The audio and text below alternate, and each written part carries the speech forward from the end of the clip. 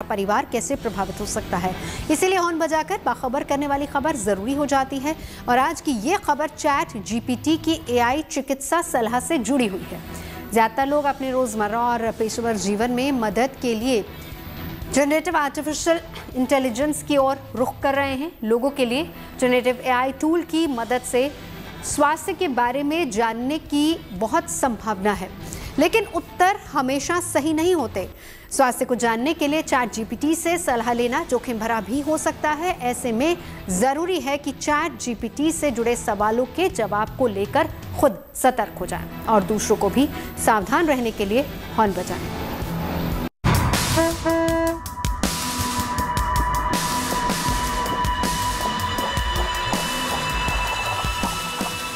कोई कविता लिखनी हो या किसी कंप्यूटर प्रोग्राम के कोड्स लिखने हो, चैट जीपीटी चंद मिनटों में ही ऐसा कर देता है। टेक्नोलॉजी की दुनिया में ये एक बड़ा बदलाव है, लेकिन अब सवाल ये उठता है कि क्या इस पर भरोसा किया जा सकता है या नहीं। जानकारों की माने तो आर्टिफिशियल इंटेलिजेंस टूल का इस्तेमाल करते समय एक बार तो इन पर संदेह करना चाहिए। आखिरकार ये टेक्नोलॉजी है। यूजर्स कई बार अपनी हेल्थ से जुड़े सवाल एआई चैटबॉट के साथ करते हैं, लेकिन ये जरूरी नहीं कि जवाब आपको सही मिले।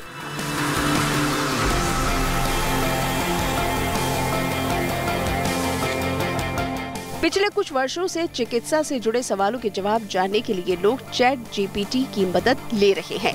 साल 2014 में करीब 2000 ऑस्ट्रेलियाई लोगों पर एक सर्वेक्षण किया गया, जिसमें पाया गया कि 10 में से 1 ऑस्ट्रेलियाई अब मेडिकल से जुड़े सवालों को जानने के लिए इस प्लेटफॉर्म का उपयोग करता है।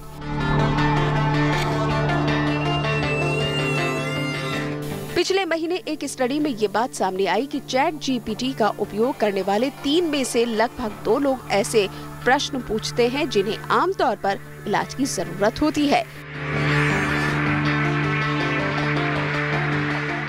इस स्टडी में शामिल रही सिडनी यूनिवर्सिटी की जूली आयर बताती है कि एआई मॉडल लोकप्रिय है क्योंकि वो किसी भी प्रश्न का तुरंत उत्तर दे सकते हैं। हालांकि इन सभी उपकरणों के साथ हमेशा एक जोखिम भी रहता है कि वो गलत उत्तर दे सकते हैं। ऐसे में सवाल ये है कि जब इतने सारे लोग अपने स्वास्थ्य के बारे में जानने के लिए एआई मॉडल का इस्तेमाल कर रहे हैं, तो क्या इस पर भरोसा किया जा सकता है? एआई बेसिकली एक ऐसा मॉडल होता है जिसके अंदर उसको डेटा दिया जाता है, उस डेटा के बेसिस पर वो अपने आप को ट्रेन करता है और ट्रेनिंग होता है। उसको बहुत सारे मेडिकल रिकॉर्ड्स दिए जाते हैं, उसको बहुत सारा ऐसा डेटा दिया जाता है जिस डेटा को वो अपने सॉफ्टवेयर में डालता है और उसके बेसिस पे प्रेडिक्ट करता है कि इसके बेसिस पर क्या उसका रिजल्ट होना चाहिए। सो अगर कोई भी मॉडल 100% एक्यूरेसी के साथ नहीं होता, जबकि मेडिकल लाइन की बात करें, जब भी मेडिकल डेटा की बात करते हैं तो डेटा ऊपर नीचे होता है और किस डेटा के ऊपर ट्रेन किया जाए, कौन सी कंट्री है, वहां पे क्या वेदर है, क्या सिम्टम्स है, मल्टीपल चीजें न्यू आजकल नई तरह के फ्लूज आ रहे हैं, नए तरह के वायरसेस आ रहे हैं। सो एआई कभी भी एक्यूरेट रिजल्ट्स नहीं दे सकता। सवाल तो ये भी है कि चिकित्सा से जुड़ी समस्याओं को सुलझाने में चैट जीपीटी पर कितना भरोसा किया जा सकता है, और रिसर्च इस पर सहमति बनाने की कोशिश भी कर रही है। साल 2024 में एक स्टडी के दौरान चैट जीपीटी को 150 चिकित्सा मामलों को सुलझाने की चुनौती दी गई, जिसमें रोगी का इतिहास, लक्षण और अस्पताल परीक्षण डेटा शामिल थे।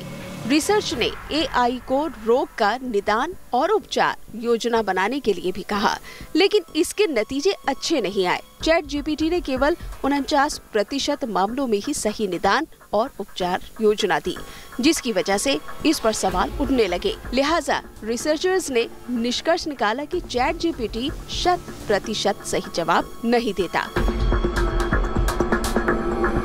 एक दूसरी स्टडी में भी ये बात सामने आई कि चैट जीपीटी सटीक और व्यक्तिगत चिकित्सा सलाह सही नहीं दे पाता, लेकिन मेडिकल से जुड़े सवालों के बैकग्राउंड की सही जानकारी जरूर दे देता है। जब शोधकर्ताओं ने 2023 में एक अध्ययन में चैट जीपीटी पर चिकित्सा जानकारी की गुणवत्ता का मूल्यांकन किया और चैट जीपीटी से ये जानना चाहा कि आपको पित्त पथरी रोग के कारण होने वाले पीलिया का इलाज करने की आवश्यकता क्यों है, तो चैट जीपीटी ने उत्तर दिया कि पीलिया को कम करने से रोगी की शक्ल और सूरत में सुधार होता है और इससे आत्मसम्मान में भी सुधार होता है।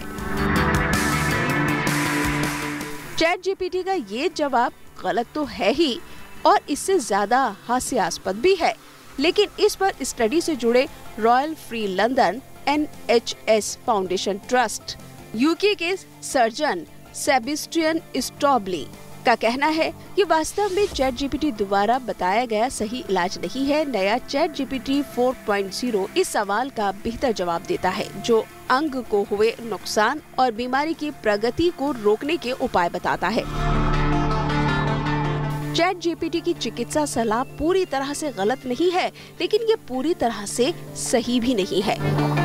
AI मॉडल को जिस जानकारी के लिए जिस तरह से ट्रेन किया जाता है, वो इसके बारे में उसी तरह से जवाब देता है। वही समस्या ये है कि कोई भी नहीं जानता कि AI मॉडल को किस जानकारी के लिए कैसी ट्रेनिंग दी जाती है। लोग आजकल चैट जीपीटी पे आके सर्च करते हैं किसी भी एक स्पेसिफिक मेडिकल कंडीशन को लेकर और चैट जीपीटी उसके अकॉर्डिंगली एक आंसर देता है। सो अनफॉर्चुनेटली कई बार वो आंसर्स ठीक होते हैं, कई बार वो answers on the basis of जिस डेटा के ऊपर उसको ट्रेन किया गया है, जिससे वो बना है, उसके बेसिस पर वो आंसर देता है। तो वो कभी भी 100% एक्यूरेट नहीं होता और मेडिकल लाइन में हमेशा ये बोला जाता है कि आप एक डॉक्टर की एडवाइस लीजिए, बिकॉज डॉक्टर के पास वो एक्सपीरियंस है, जिस एक्सपीरियंस के बेसिस पर वो आगे आपको सही मेडिकेशन, सही तरह का जो एडवाइसेस दे सकता है। ऐसे में ये समझना जरूरी हो जाता है कि AI समस्याओं को हल नहीं कर सकता और उनका विश्लेषण भी नहीं कर सकता, क्योंकि AI बहुत सारी जानकारी इकट्ठा करता है, फिर संकेत मिलने पर उस जानकारी को दोहराता है। और हैरानी की बात तो ये है कि AI मॉडल गलत सही सूचना में फर्क नहीं कर पाता है। चैट जीपीटी से जब उसकी चिकित्सा सलाह की विश्वसनीयता के बारे में पूछा गया, तो उसने सेबेस्टियन स्टॉबली की बात को दोहराते हुए कहा, मैं चिकित्सा विषयों के बारे में सामान्य जानकारी प्रदान कर सकता हूं और स्वास्थ्य अवधारणाओं को समझा सकता हूं।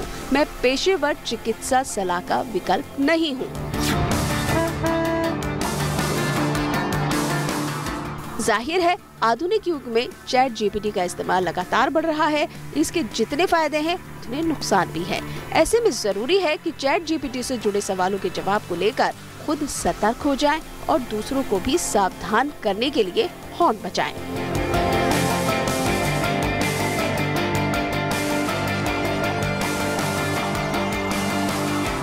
Bureau report, videos today.